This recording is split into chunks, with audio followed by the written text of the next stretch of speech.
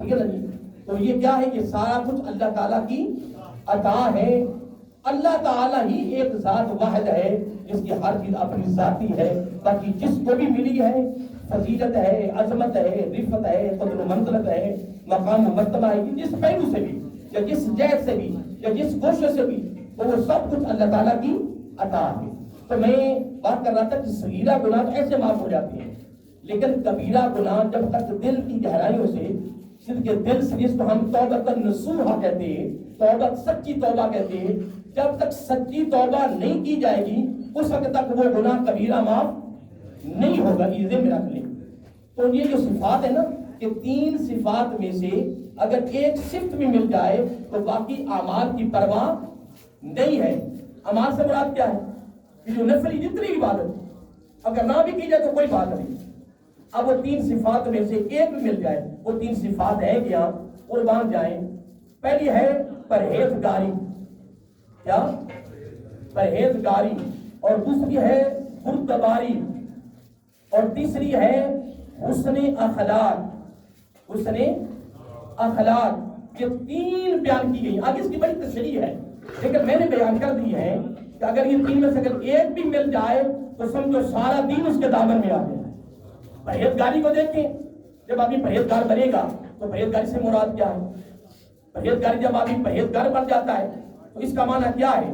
کہ پرہیزگار وہی ہوتا ہے کہ جو الحمدللہ اللہ تعالیٰ کے سارے احکامات کی پیروی کرے اور آقا علیہ الصلوۃ والسلام کی اداؤں کے مطابق زندگی بسر کرے، اللہ تعالیٰ کی مخلوق سے پیار کرے، خدمت کرے، حلال حرام کی تمیز کرنا ہے، اسی کو پرہیزگاری کرے. تو جب یہ پرہیزگاری میں یہ ساری چیزیں شامل ہیں، کچھ میں نے بیان کر دی، باقی سارا کچھ اس کے اندر ہے، سارا دین اس میں ہے، تو یار سارا کچھ جب پرہیزگاری میں آ گیا تو یوں سمجھو الحمدللہ سارا کچھ اس کے دامن میں آ گیا. تو اگر وہ بردباری میں آ رہا ہے، حلم میں آ رہا ہے، نرمی میں آ رہا ہے، پیار میں آ رہا ہے، یوں سمجھو کہ سارا دین اس کے اندر شامل ہو گیا. اور اگر حسن اخلاق کو دیکھ لیں، چہرے کی مسکراہٹ دیکھ لیں، دل کی نرمی دیکھ لیں، تو الحمدللہ سارا دین اس کے اندر آ گیا ہے. اس لیے کیا فرمایا جا رہا ہے کہ اگر 3 صفات میں سے اگر ایک بھی مل جائے، جس طرح حکیم لقمان کی بارگاہ میں ایک دن بیٹی نے عرض کیا، ابا جان اگر اللہ تعالیٰ بندے کو اختیار دے، کیا دے؟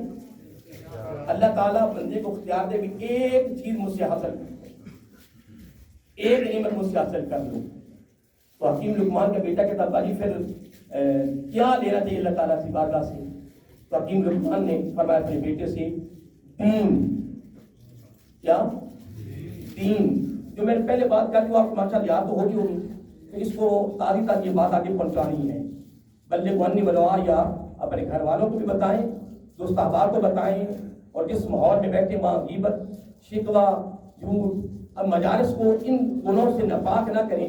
اپنی مجالس کو خوبصورت باتیں کر کر کے پاک بنائیں. ادھر وضو میں نہ ہو.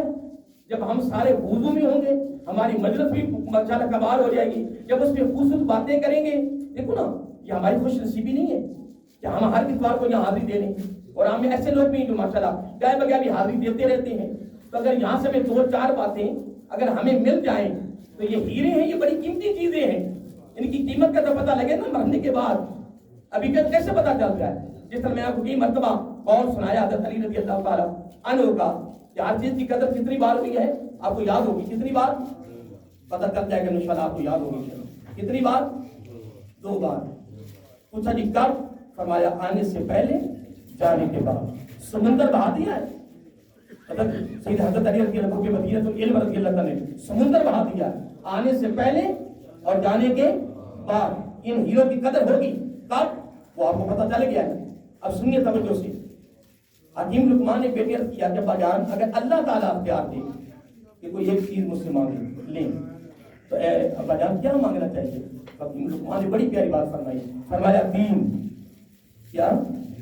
سارا اس کا فرق تو دین کے اندر ہی ہے. لیکن بیٹے پھر آگے اصرار کیا، پھر آگے بڑھا اور عرض کرتا ہے ابا جی اگر 2 چیزوں کا اختیار آپ دے دیں. کتنی؟ 2 چیزوں کا. تو آپ نے ساتھ کیا فرمایا؟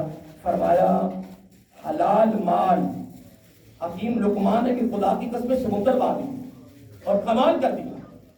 پہلے نمبر کا اختیار مل گیا تو کیا مانگنا ہے؟ دین. اور اگر 2 کا اختیار دے تو پھر کیا مانگنا ہے؟ رزق حلال، یعنی مال حلال مانگنا ہے۔ پھر بیٹے نے عرض کیا ابا جان اگر 3 کا سوال، اگر 3 کا اختیار دے دیا جائے تو حکیم لقمان نے فرمایا بیٹے پھر سخاوت۔ حکیم لقمان نے پوری ترتیب دے دی اور بڑی خوبصورت ترتیب دے دی، پہلے دین، پھر رزق حلال، پھر نمبر 3 سخاوت۔ کیا؟ سخاوت۔ پھر بیٹے عرض کیا کہ ابا جان اگر 4 کا اختیار دے دیا جائے تو حکیم لقمان یہاں بھی آ کے کمال ہی کر دیا، دین، رزق حلال، اور اس کے بعد پھر اگلا جملہ انہوں نے بھی کمال کر دیا، فرمایا اگر 4 کا اختیار دیا جائے تو پھر حیا۔ کیا؟ اس کے حلال بھی ایک موضوع ہے، دین بھی ایک موضوع ہے، سخاوت بھی موضوع ہے، حیا بھی، یہ بڑے بڑے طویل موضوع ہیں۔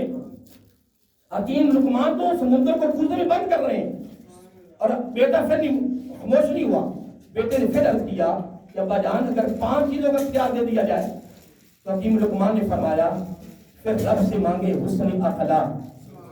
کیا؟ بیٹے نے پھر آگے بڑھے، قدم پھر اٹھایا، اصرار کیا، لیکن حکیم لقمان نے یہاں ایک ہی جملہ کہہ دیا، فرمایا بیٹے ان 5 کے بعد ضرورت نہیں، ان 5 کے بعد کوئی کسر رہی نہیں۔ اتنا جملہ کر کے پھر 2 جملے بولے حکیم لقمان، یہ 5 صفات، یہ 5 عمل، یہ 5 تحفے اگر کسی کے دامن میں آ جائیں تو وہ پرہیزگار رب کا برگزیدہ بندہ بن جاتا ہے۔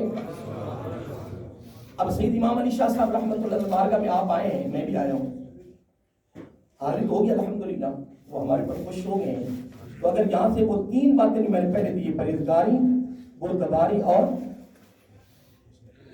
بولو عصمت، آپ کو یاد ابھی نہیں ہوئی تو اگر اب میں آپ کہہ رہا ہوں بولیے تو یہ کہنا میرا آقا کی سنت، مجھے 100 شہیدوں کا ثواب مل گیا الحمدللہ، میں نے حدیث پاک میں پڑھا، اور جب آپ آگے سے جواب دیں گے تو یہ میرا آقا کے صحابہ کی سنت، تو آپ کو 100 شہیدوں کا ملے گا۔